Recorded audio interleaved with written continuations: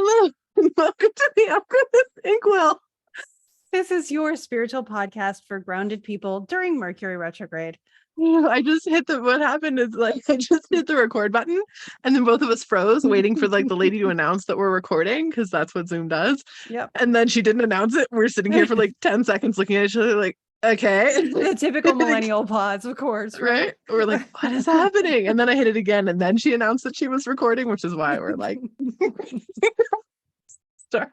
Go us. Oh, yay. Okay. Welcome. Fantastic. Hi. Well, we're doing a fun episode this time, or I think it's fun. I'm looking forward. I think it's going to be really fun. I can't wait. It's a little bit of like an oracle episode too, and it's very participatory. Yeah. Whether you are viewing this and participating through Patreon, Mercury is retrograde. Mercury. Anyway, Mercury retrograde return is fun. Whether you're participating through Patreon or through YouTube comments or whatever way you want to comment, feel free with the prompts that we end up discovering. We don't know what they're going to be yet either. Nope. Feel free to give your responses and I'm going to borrow a feather from your cap. I actually showed the recording of this to Dan the other day and I was like, look at how funny Emily was.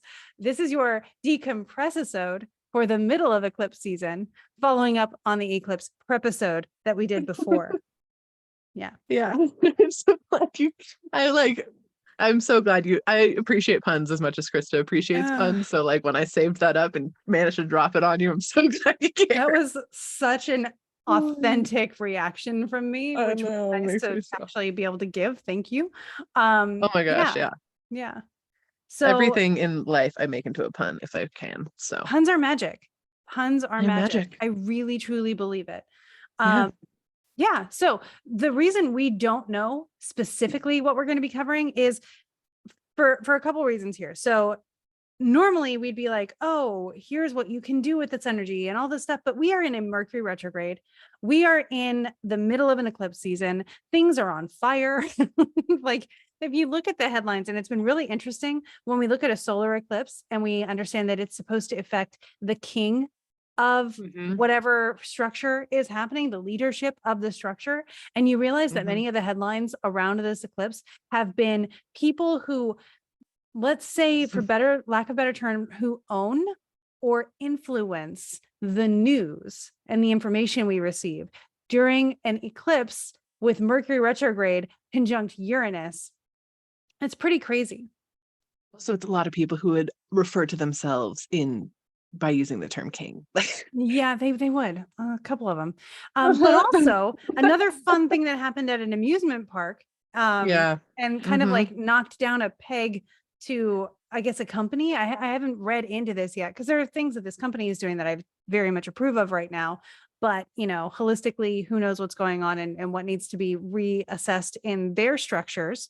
I know they're going through a lot of change in their leadership as well. Makes sense. Yeah. A lot of people have been going through leadership structure changes in their companies, which again, is definitely one of the things that in our society today, company structures and hierarchies are a major thing. So it's definitely on the list. But in astrology, the North Node and the South Node are, especially in Indian or Jyotish astrology, one of those is a better term than the other, but I'm not versed in it as well as many other people are. They are known as Rahu and Ketu, or the dragon Rahu Ketu. And this dragon the North Node devours the sun. That's a solar eclipse. And so for a North Node solar eclipse in Aries conjunct Jupiter to lead to an actual dragon catching fire was chef's kiss of literal astrology. And I'm very glad, on top of all that and including all of that, that everybody was able to be safe. The people were not hurt. I also love that with it catching on fire, it's led to so many people posting their pictures or their love of said dragon. And anytime we want to do dragon love, I am 100% here for it. So so it's been pretty fabulous. Yeah. So as we're in the midst of eclipse season, we know there's a lot we can't control, but there's a lot we have to watch happen. And it's it can be frustrating, which is totally okay. There's a lot that we wish we could be doing, and so there's some maybe pent up aggression or frustration or stagnance going on, especially with Mercury retrograde being the first retrograde to hit us since January. Like you said earlier, Emily, it's like a train just hit a wall when it was going full speed, which is a very great metaphor. So we want to decompress with you guys, and we want to do it like on the spot using this great resource that Emily has. Yeah, I was given this research. I want to talk about it in just a sec, but really quick, I just want to mention the energy moved really, really quick because everything was direct. Obviously, we talked about that quite extensively, but I do want to say that means a lot of stuff happened. Like that genuinely means a lot of stuff happened since from about the end of January to now. So many things happened, both on a global scale, but also on a really personal scale. And so I would very much recommend, especially because we're in now Mercury retrograde, like taking some time and just, even if you want to do a journal about it, or even just sit there and think for a while, but be like, what happened over the course of the last 3 months, basically? How did I experience this? What came up for me? How did it show up? Because I think it's really important, and Mercury tends to make us do this, of be patient and look back. And that is something that a way you can do it really consciously and effectively. Yeah. 2 things to add to that is start your journal with, you're probably wondering how I got here. And then you'll actually start explaining it because you're giving yourself a narrative. No, it's actually a really good tool to use, like those cliche, even like once upon a time, like any cliche starter, like there's a reason it's a cliche start. It's effective, super effective.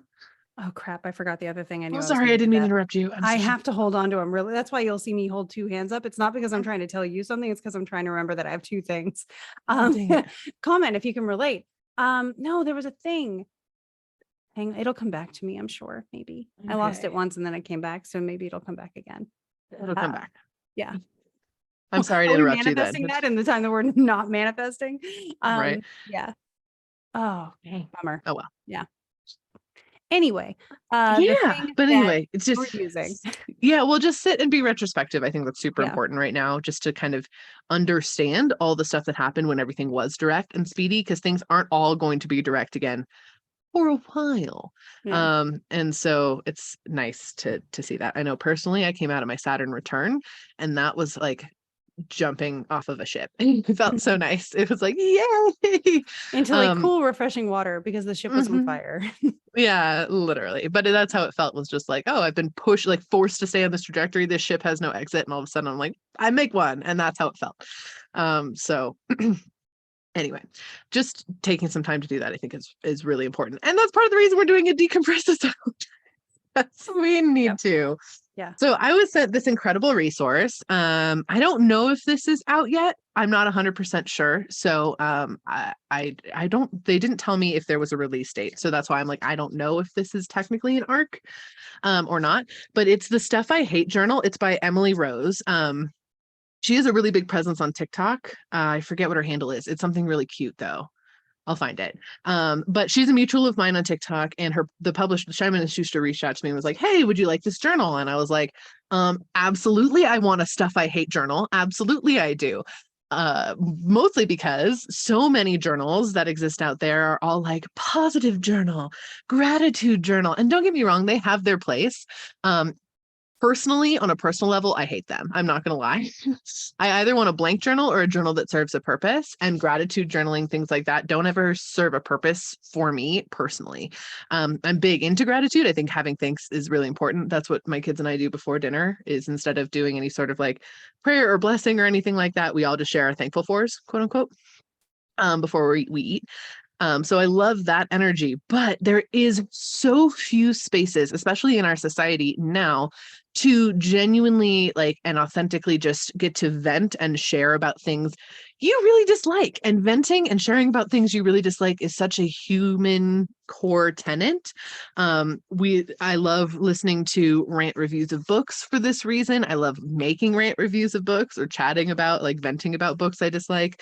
And I just think that having a space to do that, a journal that's dedicated to that, is super important. I do also want to say, talking about things you dislike or hate is not negative, and it's not going to lower your vibration. And I think that's a very strong new age concept too, of like, it all has to be positive and look on the bright side. I'm a super bright side person. I am a glass half full 100% of the time. It drives my sweet Sagittarius husband nuts.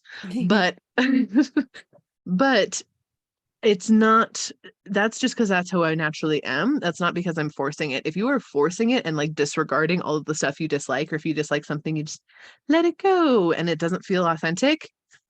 Talk about stuff you hate.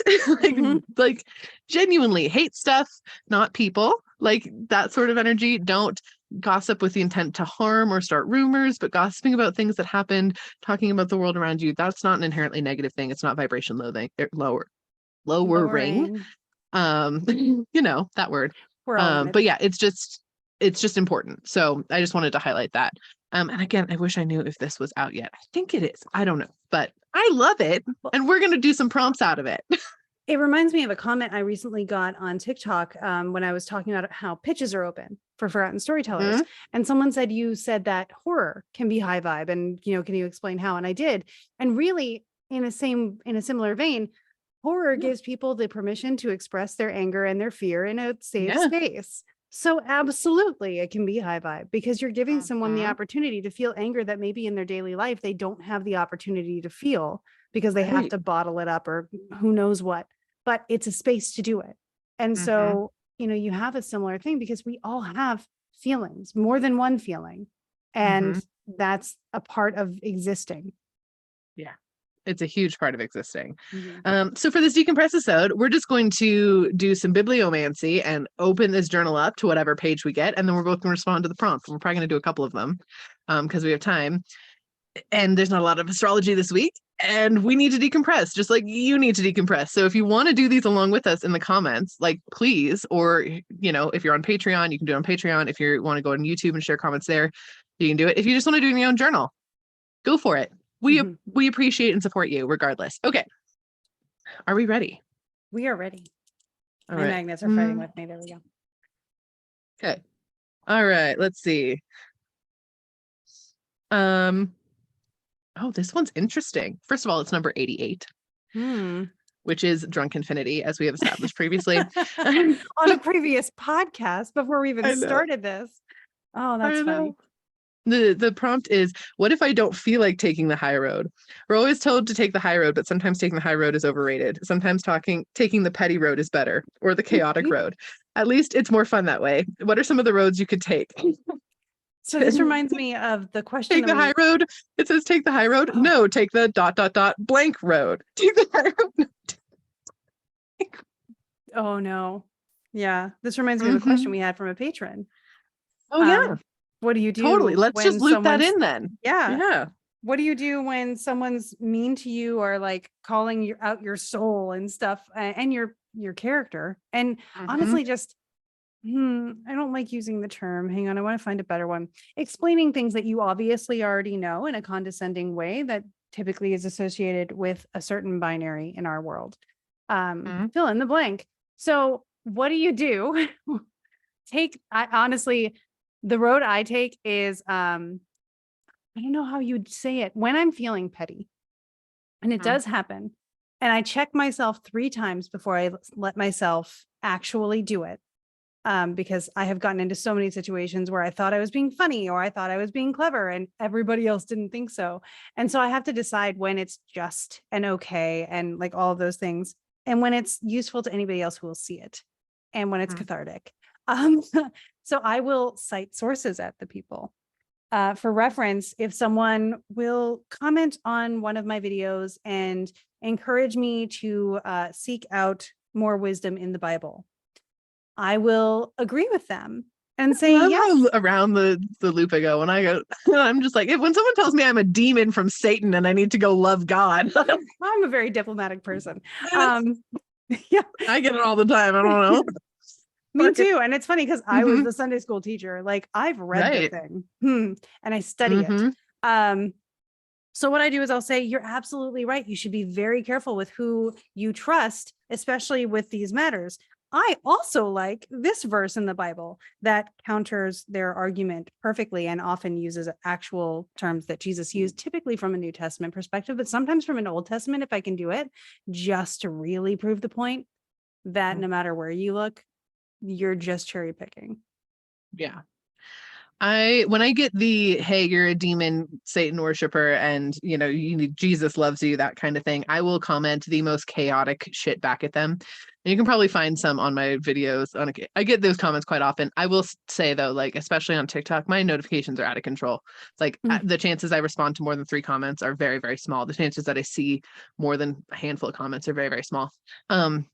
But if I see those, I will comment something just absolutely ridiculous back to them. Like just whatever I pull out of my hat in the moment. Like I was telling Krista this, I told someone, so they said that comment and I was like, did you know that ice cream doesn't have any bones? And just like left it there just because if they think that I'm the Satan worshiper, I'm not going to change their mind. There's nothing I can say to them. And I'm not going to stick it to them because they want you to argue with them. So if I just do chaotic random stuff back, that is the easiest way to combat that. Now, when people say rude, mean, aggressive stuff, first of all, you can't be in this line of work and expect everyone's going to like it. They won't. There's a lot of people that don't believe, and that's totally on them. That is their life purpose, and I don't have any right to judge them the same way they don't have any right to judge me, regardless of the fact that they obviously are. So I always take the stance of like, well, I can't change your mind, and I just block them. If it's a lot, so I had a video a while back, it was a channeled history video, and people got real uncomfortable and really upset and very much calling me like crazy and those sorts of things on there. I will ignore it to be totally honest, because I don't really care. I can't care. If I did care, that would be a problem because I would get really, really, really in my head about it. So I don't care, and brush it off. And at the end of the day, they're helping you, which I know sounds ridiculous, but they genuinely are. By putting their energy towards commenting, they're actually helping your video. They're helping you reach more people that are actually going to see you, those kinds of things. So I would say the road I take is typically the chaotic good sort of road. And I'm not afraid of the block button. I'll block people all day long. Someone says something creepy or like, ooh, you're so pretty, can we get to know each other better? Blocked. You're blocked. Goodbye. Gone. Block whoever you want. The blocking is not a bad thing. And like that person is revealing more about themselves than they are about you. And so like in that situation, I know I'm not going to change their minds because this isn't politics and religion. It's their identity. That's why they're so heated about it. So my approach is, you know, if I'm going to be sassy, can I maybe work into helping them expand their horizons eventually? That'd be great, which is why I tend to agree and expand. But it also makes me feel better to know that I was able to cite my sources and bring the receipts and all of those things. So sometimes you can do both, but you have to be very discerning. If it doesn't help anything and it's only to make you feel like you are clapping back, not even to feel like you're, you know, okay. Just consider ignoring and go vent to a friend or journal about it or whatever. I mean, I end up doing both. I will vent all day long about things that frustrate me. And most of the time that's enough. Like I will get around to it. I'll understand they're having their own feelings about something. That's not my problem. I'm having my feelings about what they're feeling. And then you get through it. But if you're not taking the high road, as the prompt said, that's typically the road I go. Now, I will say occasionally I do make video clapbacks where like if I think it's going to provide value to other people for me to respond, that is when I will actually clap back like that. Or I will respond like that. Especially if I feel like it's more of whatever comment that I'm responding to is making a statement more about like psychic abilities as a whole, or has like shows like a deep misunderstanding. I will try to educate others, not them because they're not going to hear me, but I'll try to educate others via their comment and kind of put them on blast for that. So there's that too. Okay, this one's fun. Are you ready? Okay. It's number 124. Which would you hate more? A, always being itchy, or B, always being sticky? Oh, always being sticky. 100%. I can't. I don't even know how to expand on that. Sticky stuff. No way. Because sticky, I think I would hate sticky too. Because sticky isn't just sticky. Sticky is then now fuzzy or glittery or whatever else is around you. And at least or sticking to a chair. I hate the sticking to a chair thing. I hate it. So hardcore sticky as well. I don't like being itchy at all. I don't like being itchy at all. But sticky would be a hard pass for me. I think my brain could get used to itchy. It will never get used to sticky because there's always a new thing to torment you with sticky. Ooh. Okay. Hold on.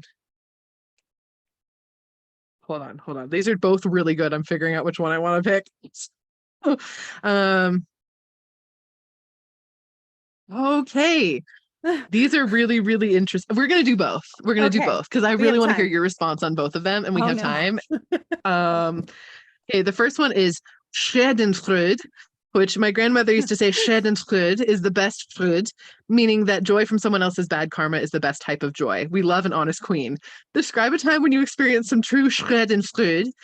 And if I'm butchering that, I'm sorry. I'm going off of my Oh, German godmother and my mom who speaks fluent German, but I could be yeah. totally fucking wrong on that. So I'm I've heard trying. it's Schadenfreude. But if you go by that Schadenfreude. one guy on TikTok and YouTube, it's Schadenfreude. Schadenfreude. But Schadenfreude. again, yeah, it's so weird. Occasionally I've had people ask what my accent is. It's Californian mixed with a lot of really random German influence for no fucking reason. Because again, my godmother was German and my mom speaks fluent German. So like I'd have a bunch of just random words and tones that are just German for no reason. Anyway, describe a time when you experienced some true Schadenfreude towards someone who deserved it. Oh, so experiencing like secondhand karmic justice. Yeah. Mm-hmm. That's I will funny. tell a real fucked up story with this one. I I'm wish not I gonna had lie. more stories, but it's Mm-hmm. just like most of mine are just from like the news and stuff and being glad that one thing happens that's like karmic justice or whatever. I think I need to think about it more. So go ahead and tell yours Okay, first. I have a great one. I actually have two of these. Well, I'll just tell one. Well, maybe I'll tell you. I don't know. We'll see how it goes. Okay, so the first time, my first waitressing job was at a restaurant on the beach, and it was really next close to a golf course. And that golf course is the golf course that holds the American Celebrity Open every Mhm. year. So it's a big deal.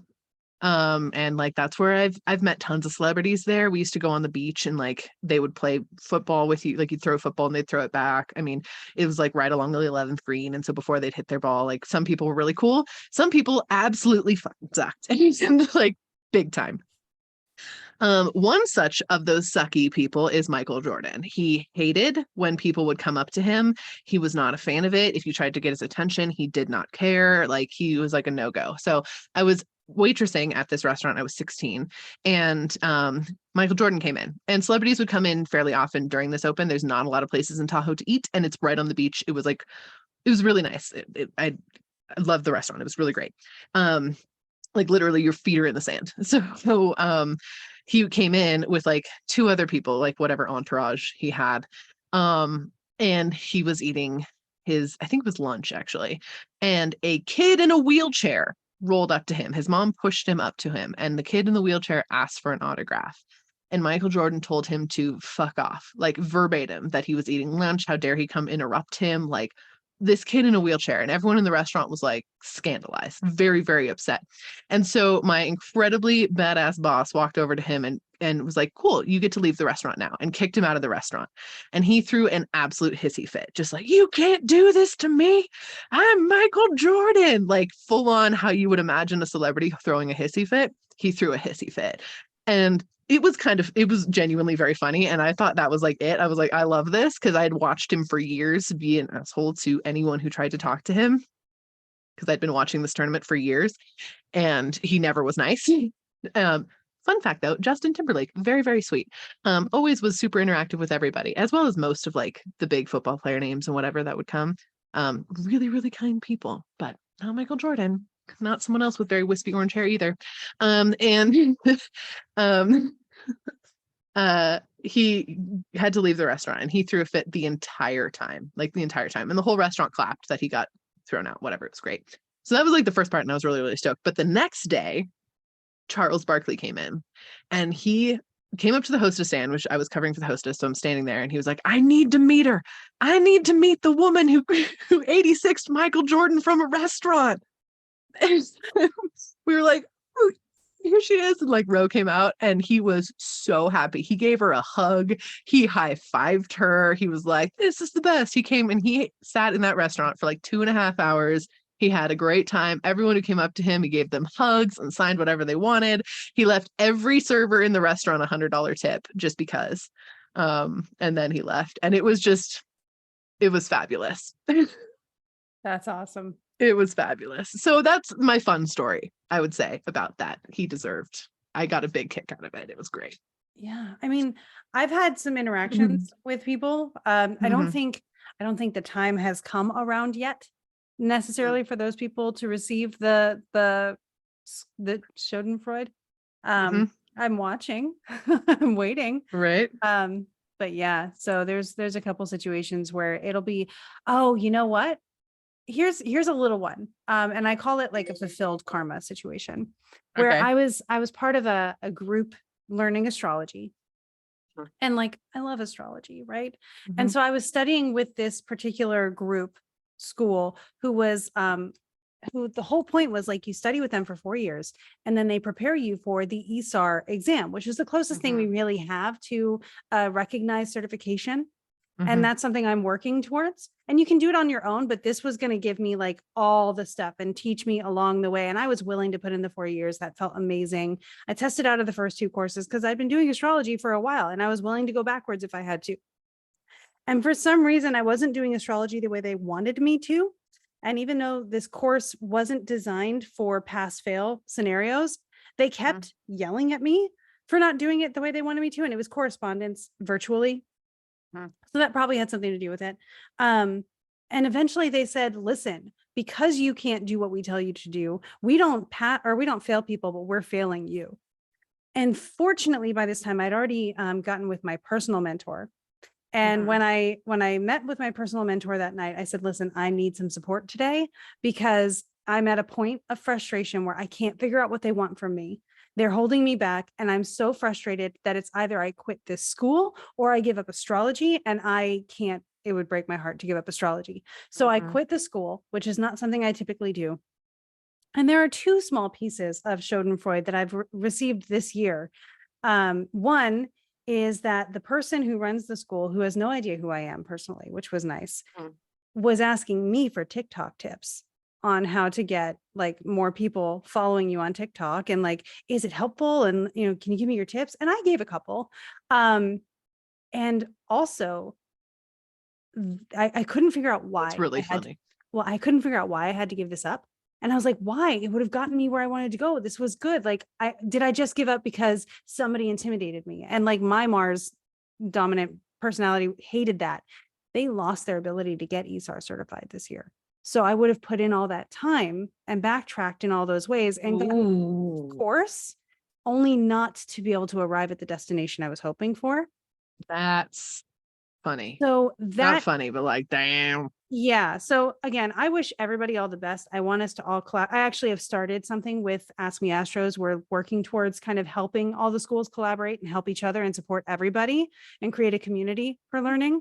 But certain people are going to be all about that and certain people aren't. And perhaps this is going to be one of the entities that isn't quite as into it, but they would be welcome anyway, which is my little like, we would welcome you anyway. It's okay. You have no idea who I am, so we can start fresh because I've got everything I need to know that my wisdom is enough and all and my education. And it was in front of a shared mentor for both of us that I was kind of recognized. Yeah. So I have everything I need to feel good, and they don't ever need to say they're sorry, but it was nice to just be like, oh yeah, I can give you TikTok tips. Sure. I love that. Yeah. Wonderful. Okay, so this one's going to require some like honesty on our part, I think, some radical honesty. I'm terrible at lying, but I get nervous. Okay. It's titled, in fact, many things are stopping you. And then it says in quotations, nothing is stopping you. You can do anything. That's often repeated by relentlessly positive people of the world. But it's a deceiving and unrealistic way to describe things. Wouldn't we all feel better if we were realistic about the world around us? What's something you can't do right now? And what's the thing getting in your way of doing it? Which I think is really interesting because I think we're pretty honest talking about that on here. We'll be like, oh, I feel blocked with this right now or whatever. But that is a super new agey belief. And Emily Rose, she has a lot of videos on this too. She went down the super new age pipeline for a while and then like pulled herself back, which is why this is the thing. But I think that's like an incredibly new agey thing of like, you can do anything, which you can. Well, but it's in divine timing. Exactly. Okay. So as an astrologer, I have opinions on this. And And I have two stories I want to share, and I'm going to like summarize them really quickly. One has to do with my mentor in astrological magic, Christopher Warnock. Mhm. I tell that one second because I've already alerted you that I want to tell it so you can remind me. The first one is about timing in astrology. Mhm. Sometimes it's not your turn for that kind of thing Mhm. to happen, and it's crappy until it is. I was just thinking, wow, I'm in a really privileged position. I'm in a progressed full moon. I'm coming into a 10th house year. Like, this is a time where a lot is able to be done for me. But if you would have asked me this just 6 months ago, I would have felt trapped. I've moved into a new location. I'm able to travel. I'm like able to do a lot more things now. I couldn't 6 months ago, and I could Mhm. not. And there were things preventing me that I can't really share because they're personal and they're not all my story to tell. But there were things that I could not do. Major themes were access to resources or Mhm. abundance of finances, the Yeah. abundance to be able to have a surplus to put into the things you want to do rather than the things you need to do. But if I go by something currently that I know Mhm. is a struggle for a lot of people, it's awareness and visibility, particularly in a social media realm. And the thing that stops you is, in a lot of cases, we're going to blame the algorithm. But I also want to take it to where Christopher Warnock said, he was talking about making elections for talismans. And he said, you could have the best planetary election for a Jupiter talisman. But if you were in a specific location in like 1943, you could have the best election for Jupiter and you would have survived rather than perished. And that would have Mhm. been the best expression you could hope for. And so Mhm. sometimes it is society and the evolution and progress of our world that just isn't ready for the thing that we want, and we aren't in a position or a location or with the resources to be able to access the things that we want. Yeah. And sometimes it's the energy is not there for you yet. And I it's a also think weird it's thing to the say. retrospect thing, right? Yeah. Like it's also like like hindsight's 2020. It's that thing too. Like we don't know. Maybe what we're getting is the best possible thing at this Yeah. moment. And that's why we're sitting here being stuck. We don't Yeah. know that. We'll know it 3 years from now when we look back on Mhm. it. We're like, oh, that's why I Yep. needed this thing, X, Y, and Z. So Well, half the time, that's what's going on too. and for both of us, we met because of this. We couldn't True, figure out why publishing wasn't working the way that it used to true, be. true. And now we're together and we're creating a new way of publishing Yeah. that has a lot of momentum and potential and survivability into the future attached to it that really supports people. So I will say sometimes the, the the world's just answer not ready. isn't always to break the world to your will, like Kristen and I are doing this. Don't necessarily bet all of your examples on that, because this is definitely something that we're like, I don't know what we're doing. I guess we're doing it though. And it has happened like that repeatedly. It's literally And been like, well, we're just going to break it. we found a road for ourselves Mm-hmm. using responsible astrology and responsible intuition Mm-hmm. and really struggling in the waiting period for those things to come to fruition. We Yeah. we are waiting when it's obvious that we're supposed to wait. We're not enjoying it. We're not doing it No, gracefully, it's but been we suck. are. But we have, yeah. So I would say that's a big one. Also, Wow. sometimes the things that are stopping you, like maybe you're overwhelmed right now. Like Mhm. that's something for me. I have so many things that I want to do, but I'm one human and I have Mhm. so many other big life obligations. So what's holding me back? What's keeping me stuck? Well, the fact that time in this stupid reality is linear and I only have a finite amount. That's what's currently holding me back. Mhm. And fist fighting time doesn't work super well, but you got to try. So that's also things like that sometimes Yeah, come up. because clocks have faces, but time doesn't. So there's nothing to punch. I know it's not fair. Like genuinely. That got me actually upset for a second. I'm sorry. I don't know where my head is right now. Okay. Oh, this one you're going to love. I'm gonna settle myself down in advance. Okay. It's number 119 and it's let me know if you need anything. You know, when you're out shopping and a salesperson won't leave you alone, they keep asking you questions, pointing out things in the store, chatting you up. Maybe it's them trying to be nice, or maybe it's them trying to be pushy to get that commission. Either way, you're starting to see red. If you could forget everything you were ever taught about being polite, what would you say to get them off your back? I used to work at Disney World.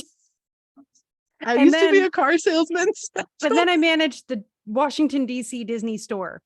Mm-hmm. Someone came in and pulled something off of the discount rack that they had put on the discount rack and said, look, it's on the discount rack. If you wanted to make my day truly magical, you would honor the discount anyway. And I did. And I hope that it was magical, but there was something about her tone that just made me think you're not going to make it a magical day no matter what. So if I could make this magical for you, this isn't magic. This ain't it, sweetheart. So I would just, I think I would have taken it, put it back and been like, reality. Magic is reality and you don't have it. I like how you flipped it yeah. around to like a Karen situation instead of like being a salesperson situation. No, because I've had actually some really great like making magic experiences at Disney World. I taught people how to do the Macarena. I was like a concierge Christmas shopper for a guy and it was amazing. I also had someone like, because they didn't speak English and I couldn't speak their language, they just grabbed me by the shirt and dragged me around the store and pointed at stuff. I tried to be understanding with that, but like I don't like being touched even by people I know. So that was difficult. But yeah, I think that that's a situation that comes to mind when I think about this. Yeah. It's just like you're going to try to use the fact that I have to be kind to you to like control me. And that's not how it works. Yeah. What comes to mind for this, because I honestly don't get super badgered by salespeople very often. I don't know if it's just, so when I go out in public, and I've talked about this on here before, I try to be invisible. And when I say I try to be invisible, it's not that I don't want to be perceived.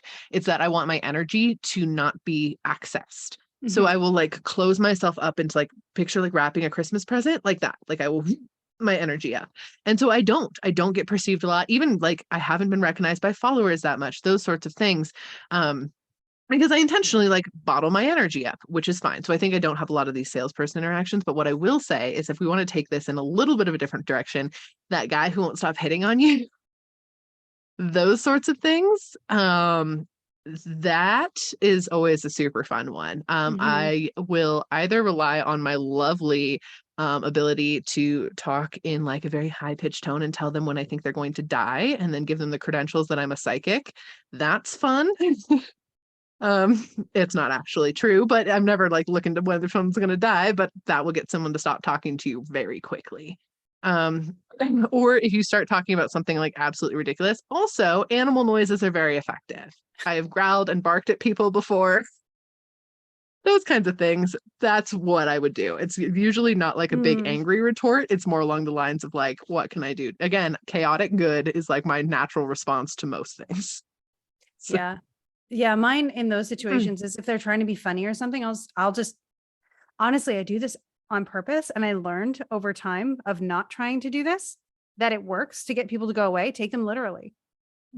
If they say something and be like, oh, that was supposed to be a joke, right? Oh, you're funny, I promise. Or like, just tell them stuff that is literally the answer to what they're saying. And so that they know they have no charm.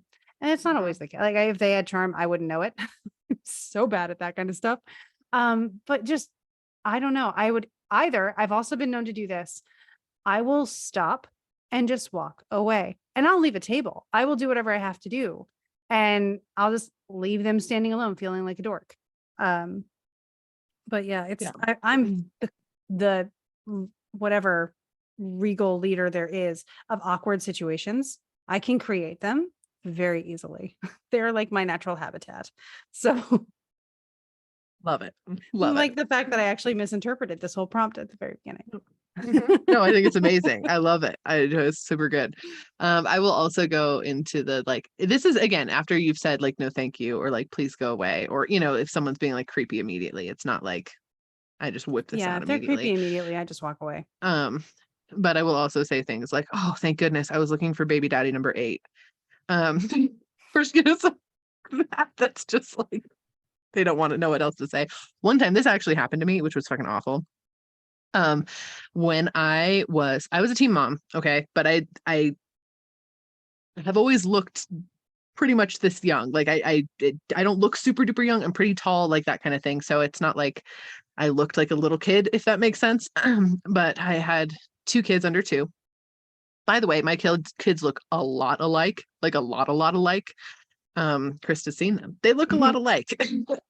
And we were waiting in the grocery store line. It was just me and my 2 kids. And a woman came up to me and she said, oh, they're so cute. Do they both have the same dad?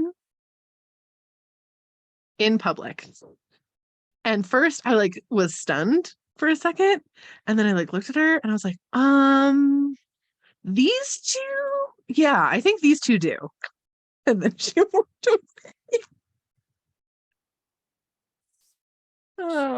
But Good for decorum is you. dead. Yeah, no. Wow. Well, it's like another way that I instinctively react to people who put their input in unwanted is by either just loudly saying okay or are you okay? Like what happened at the Oh, yeah. retreat for the Forgotten Yeah. Storytellers this past time when someone tried to make fun of our clients. That's so weird. What a People weird are thing. weird. They can't just Super mind their own stuff. They, and that's All the right, thing. so They just need their own form of entertainment. all right, so one last one before we round out. This one's kind of funny. This one's like a super petty one, which I appreciate a little bit because we just got a little petty anyway. I am so And sweating. do you want to stop? I want to do it. No. Go for it, and I'll let you know if I'm just gonna say quiet. Okay. It's number 22. It's peaked in high school. Think about that person who acted like they were a local celebrity back in the day, but were dreadful to the people around them. Where are they now? Petty answers only. I literally just used this to help my sister-in-law 2 days ago. I asked exactly this because my sister-in-law was feeling bad because, at a certain point you're like, I wasn't this person then. I've not amounted to anything now. And it's like, where are they now? Have they done anything? And I actually gave a talk at my high school where one of the students was considering dropping out. And I was like, you are 2 months from graduation. All of these people, they're going to get hit hard because all of this frilly stuff won't last into college. Like no one's going to care or into whatever comes next. Right. Yeah, I don't know. I don't think that it matters what happened in high school. I think. Do you have a particular petty example or no? I'm trying to think if I do.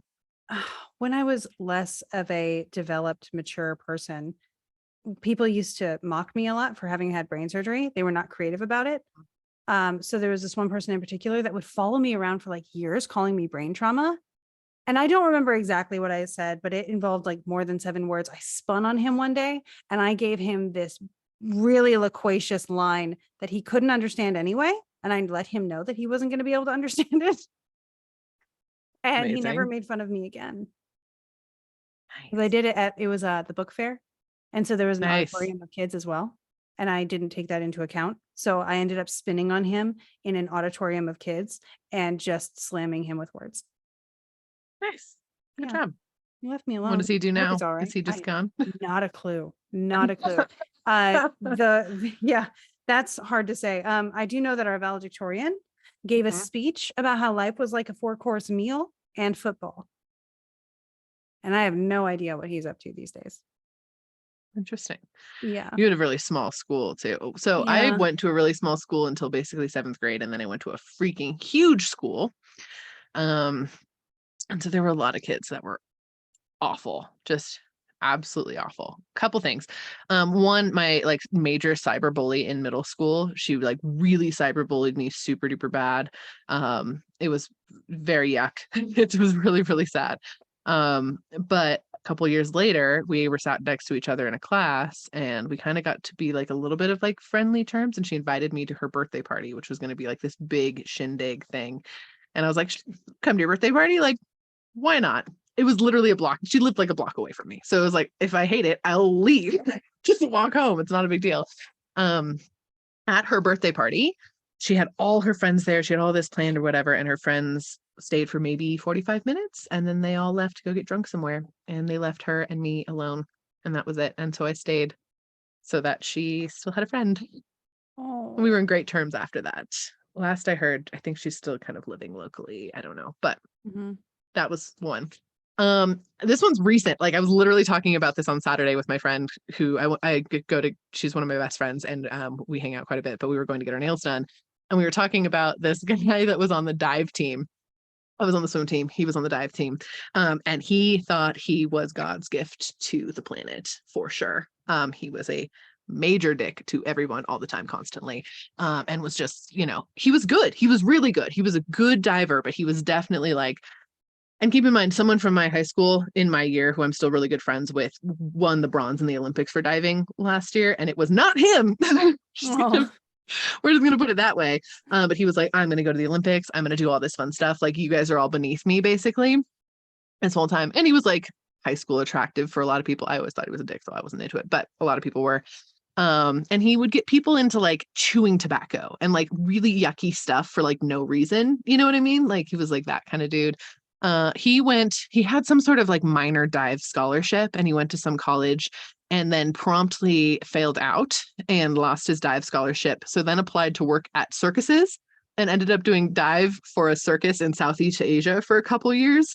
And that was it. And then came back to the very, very small, very hick town that we went to high school in, and is still there. I think he doesn't even necessarily have a job at this point. I don't know, but it was kind of satisfying. But yeah, awesome. so we were talking about that the other day because Yeah. her husband Yeah. was I on the mean, I dive think team. back So to all of our like senior superlatives and like the cutest couples who are not together anymore. The most musicals who aren't playing. our cutest couple got married, and they're so cute still. Sorry. That's They're awesome. See, there are wonderful, success beautiful stories. people. Yeah. Yeah, they're I was beautiful people. unanimously voted most likely to succeed. And depending on your definition of success, here I am. I think I did. Yeah, my graduating class had 900 kids, so I don't even know who got this. Yeah, we had 180. So Yeah, a little bit different. Yeah, my graduating class that I had gone to school since preschool with, which I consider myself graduating with both because I still know all of these kids and basically still hung out with them every weekend, whatever, was 25. So that was at my other school. And all those kids are very, very successful, but just the big high school I went to that I absolutely hated and is cursed and is absolutely 100% the worst place on the planet, had 900 kids. My gosh, Jesus. And half of them failed. And so awful. But anyway. Yeah, cool. So that's the stuff I hate journal. That's a little brief introduction. That's fun. I appreciated that. Sorry. I'm sitting here like, who's gonna hear all this? And did I say something wrong? Is that somebody gonna hate me? I think I said everything that I actually meant. So at least there's that. Yeah. Oh, I don't think anyone's gonna hate you for that. And guys, play along. Go ahead, share your petty stuff. It's fun, it's healthy, it's nice to get things off your chest. This is a form of venting, which is really, really good for your energy to like purge stuff out. It's really, really good to decompress. Also, feel free to vent about how Mercury retrograde is going for you too in our comments or on the Patreon, because fun thing too, if you join our Patreon, our bonus video for this past month was actually a card pull for the year.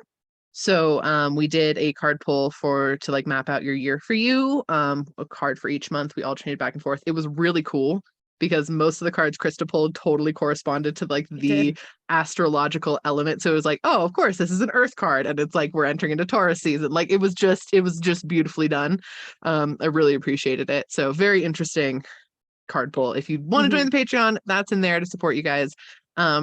Also, got storyteller pitches are still open. Yep. For all the things. Again, your book can be cathartic just as much as it can be world changing, whether it's horror or fantasy or anything like that. Yeah. So if you have a messy book idea, send it to us. If you think it's not ready, that's what we want. If you're like, I have an idea, but I don't know if it's ready. I haven't really thought about it much. We'd help you with that. That's the part of the program. It's not a, hey, this well-baked idea, we're going to put it into a book. It's, hey, you have this fragment of an idea, let's channel it in, make it robust, actually get you introduced to your characters, figure out what you're writing, and then get you to write the book. That's what we do, which is a very different approach to even writing programs in general. So please send it to us, please. ForgottenStorytellers.com. That's where the pitch form is. Pitch us. And we have so much fun. And we do help you tell all the shades of emotion in a story, the ones that need to be vented, the ones that are, the highs or the lows or whatever's in between. And I hope that this episode was able to help you decompress and that you do give yourself permission to feel every range of your feelings, whether it is accurate in the moment or accurate in hindsight or foresight or whatever. It's what you're feeling right now. You can honor that. You're not trying to hurt anybody. We trust that because you're someone listening to this podcast. And so, let yourself feel what you're feeling. Give yourself an outlet for it. We volunteer. Also, should I talk about what happens post program? Oh, I mean, yeah. Should we finally get to Okay. talk about that? I Also, have if you minutes. go, yeah, if you, and we'll do it really fast, but if you go through the Forgotten Storytellers program, then two different things happen afterwards. One, you get first come to our international writing retreats. So this year's one is in Ireland in August. So a bunch of our Forgotten Story alumni are going to that one. They had first pick basically, if they wanted to do that. And then the second thing that happens is once you complete the Forgotten Storytellers program, you are now allowed to pitch our publishing company. Yes. Krista and I started a publishing company. It's called Ninth House Publishing because that's where publishing happens in an astrology chart. And it is a whole new way of publishing. And it's really easy to get into. It's fun. It's going to be amazing. You're going to be able to, it's like a concierge process where we are with you for the whole time. You get several meetings with the people who are involved in your process. So you do not feel abandoned, left behind, ignored, or anything the entire time. And it is an incredible thing. Yeah. Down to like, what would you like on your cover? Do you have a vision for this? Like we go really in depth and make it work. And we take only Forgotten Storyteller authors and only very small amounts at a time. But once you're a Forgotten Storyteller, you get every time we open up for pitches, it's only to you guys. So that's the other thing with Forgotten Storytellers is you now get to also publish with us if that works out. So those are the fun things. Anyway, Forgotten Storytellers published their Forgotten Storyteller pitches open. Please send us your ideas. We have the most fun going through them. Also, if we say that your idea is not aligned, it's not because we don't like your idea. Sometimes it's an energetic thing. Sometimes our guides are like, no, they need to go this direction, whatever it is. So that is also what comes up. So I know a couple of you reached out recently like, oh, you thought my pitch wasn't aligned. It's genuinely that we think that there's a different path for you. That is why we think it's not aligned. It's not because we don't like it. It would be an injustice for us to take the position of someone else in helping you get this story out there the best way it's supposed to be. And we are not going to hold it back. Right. Which you can always pitch again. It could change for a future cohort. It could change with a different idea, but literally we'll sit there and we ask, like, channel in entirely. Well, every time we get a pitch, it's all channeled. Muscle tested, all the things. Yeah. Yeah. But anyway, thank you guys so much for being here. Thank you for listening. Thank you for doing a decompressive so shit. I don't know what it is. Decompressisode with us. You gotta say it faster. It doesn't come out at all. Decompressisode with us. It was super duper fun. And if you want to vote on our episode topics, we're putting a new poll up in the Patreon very shortly. I hope you have a wonderful week and that you go make some magic. Oh, let me stop. Okay.